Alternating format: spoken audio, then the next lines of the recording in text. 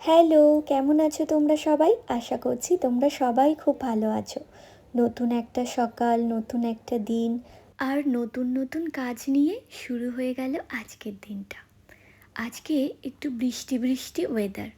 এই বৃষ্টির ওয়েদারে কি ভালো লাগে জানালার সামনে দাঁড়িয়ে আকাশটাকে দেখতে। গাছের পাতার আওয়াজে মনে হয় তারা যেন কানে কানে কিছু বলে যাচ্ছে। আজ তো রবীন্দ্র জয়ন্তী। আজকে রবি কবিকে জানাই আমার কোটি কোটি প্রণাম। ওনার জন্যই আজ আমাদের বাংলা সাহিত্য, বাংলা কবিতা, বাংলা গল্প সব কিছুই যেন ছন্দময় হয়ে আছে।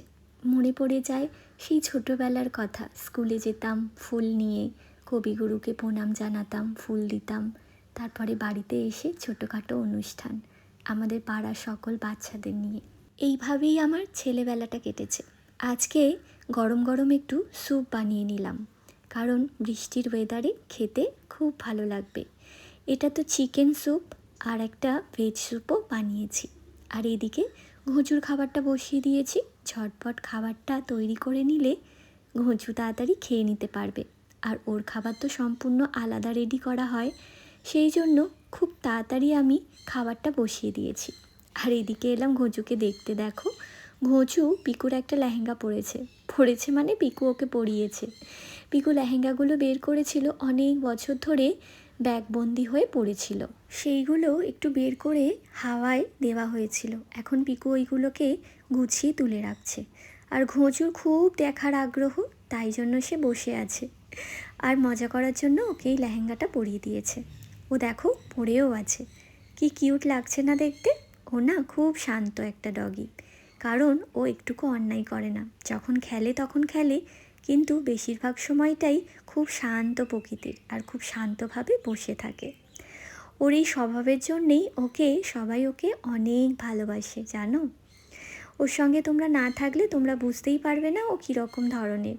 ও খুবই ভদ্র, সত্যি সত্যিই ভদ্র। যাক, অনেকটা সময় হয়ে গেল ওর সঙ্গে কাটানো। এবার আমাকে যেতে হবে কিচেনে অনেক কাজ পড়ে আছে। আজকে অনেক রকম রান্নাও হচ্ছে। চলো তোমাদের সঙ্গে একটু শেয়ার করি। এই দেখো, এটা হলো মায়েদের গাছের এঁচোড়। আমি যখন লাস্টবার মায়েদের বাড়ি গিয়েছিলাম, তখন বাবা আমাদের গাছ থেকে এই এঁচোড়টা পেড়ে আমাদের দিয়েছিল, আমাকে আর দিদিকে। আর এইদিকে হচ্ছে চিকেন। দু রকম রান্না হচ্ছে। কেন বলো তো? কারণ এই দুটো দিয়ে বিরিয়ানি বানানো হবে। হ্যাঁ, একটা হবে চিকেন বিরিয়ানি আর একটা হবে ভেজ এঁচোড় বিরিয়ানি। ঝটপট না হাত চালালে কাজ করতে অনেকটাই লেট হয়ে যায়। চলো, আমি এইদিকে বিরিয়ানিটা দমে বসিয়ে দিয়েছিলাম। এই দেখো, বিরিয়ানিটা প্রায় হয়ে গেছে। এটাকে আর একটু চাপা দিয়ে রাখলেই এটা পুরো কমপ্লিট হয়ে যাবে। আর ওইদিকে এঁচোড় বিরিয়ানির কি খবর? এই দেখো, এঁচোড় বিরিয়ানিটাও রেডি হয়ে গেছে। খুলে তোমাদের দেখাই। দেখো কি সুন্দর লাগছে না দেখতে? একদম ঝুরঝুরে হয়েছে। আর ওপর দিয়ে আমি একটু পুদিনা পাতা ছড়িয়ে দিয়েছি। এই বিরিয়ানিগুলো বানাতে যেমন মজা, খেতেও তেমন মজা। আর এই দেখো, এটা হলো চিকেন বিরিয়ানি। আমার এখানে প্লেটে সাজানোও হয়ে গেছে। আর এবার আমি এটা সার্ভ করে দেব। গরম গরম না খেলে এইগুলোর আবার ভালো টেস্ট পাওয়া যায় না। এমনি নর্মালি যে কোনো খাবারই গরম গরম যদি আমরা খাই, তাহলে তার একটা আলাদাই স্বাদ। আর এইদিকে আমি এঁচোড় বিরিয়ানিটা প্লেটের মধ্যে নিয়ে নিচ্ছি। আমরা সবাই একসঙ্গে বসে ঝটপট খাওয়া দাওয়াটা করে নেব, কারণ আবার বেরোতে হবে। পিকুর পড়া আছে তো আজকে, সেই জন্য পিকুকে পড়ার ওখানে দিতে যাব। তারপরে আবার বাড়ি ফিরে আসতে হবে। বাড়ি ফিরে এসেও আবার অনেক কাজ। সারাদিন ধরে এই চলে। তোমাদেরও নিশ্চয়ই এই রকমই ব্যস্ত জীবন। আর তোমরা সবাই আজকে লাঞ্চে কি করলে সেটা কমেন্ট করে জানিও। আমি তোমাদের কমেন্টের আশায় বসে থাকবো, আর তোমাদের কমেন্টের রিপ্লাইও দেব। এই রবীন্দ্র জয়ন্তী বিশেষ একটা দিন। এই দিনে ছেলেবেলায় আমরা কতই না আনন্দ করেছি। এখনকার দিনের বাচ্চারা তো বেশিরভাগই মোবাইল ফোনে আকৃষ্ট, কিন্তু আমাদের সময়টা মোবাইল ফোনের এত চল ছিল না তো। তাই জন্য আমরা রবীন্দ্র জয়ন্তীর সময় অনেক মজা করেছি। অনেক ভালো ভালো স্মৃতি জড়িয়ে আছে। দুপুরবেলা খাওয়া দাওয়ার পরে বেরিয়ে পড়লাম পিকুকে নিয়ে পড়তে দিতে যেতে। কিছুক্ষণ পরে আবার আমরা বাড়ি ফিরে আসব। আজকের ওয়েদারটা তোমাদের ওখানে কেমন ছিল? আমাদের এখানের ওয়েদারটা নর্মালি ছিল, গরম ছিল কিন্তু বৃষ্টি হয়নি।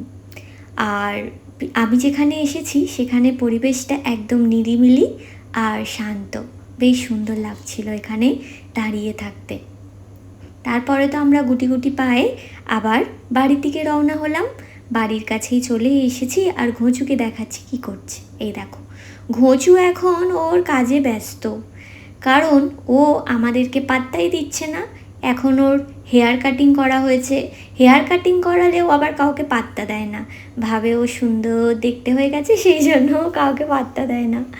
অনেক দিন ধরে ওর হেয়ার কাটিং করানো হচ্ছে, কিন্তু এই প্রথমবার ওর ঝুঁটিটা কেটে দেওয়া হয়েছে, তাই জন্য কীরকম একটা ওর মাথাটা ফাঁকা ফাঁকা লাগছে, তাই না? তোমাদের কি মনে হয়, ওকে ঝুঁটি রাখলে বেশি ভালো লাগে নাকি এই রকম বেশি ভালো লাগে? কমেন্ট করে জানাও তো। তাহলে নেক্সট বার থেকে আমরা, তোমরা যে হেয়ার কাটিংটা বলবে যে ঝুঁটি রাখার হেয়ার কাটিং, তাহলে সেটা করব। এখন তো চুলটা ছোট হয়ে গেছে, এটা বড় হতে একটু সময় লাগবে। আর আমার কিন্তু ওকে দেখতে মোটামুটি লাগছে, কারণ আগে বেশি কিউট লাগতো যখন ঝুঁটি বাঁধা হতো আর ক্লিপ পরানো হতো। এখন তো সেই সবের কোনো সিনই নেই, ক্লিপও পরানো যাবে না, ঝুঁটিও বাঁধা যাবে না, কারণ ওর সামনে চুলগুলো ছোট করে দেওয়া হয়েছে। কিন্তু একটা জিনিস, যে চোখের মধ্যে যে চুলগুলো পড়তো সেইগুলো আর পড়ছে না, কারণ চোখের সামনে চুলগুলো অনেকটাই ছোট করা দেওয়া হয়েছে। আর এখন দেখো কি সুন্দর দেখতে পায়, আর চোখগুলো পুরো পরিষ্কার বোঝা যাচ্ছে, কানগুলোকে একটু বড় করে রাখা হয়েছে। আর এই দিকে দেখো, ও ঠিক বইয়ের সামনেই ও বসে থাকে, ঠিক আছে?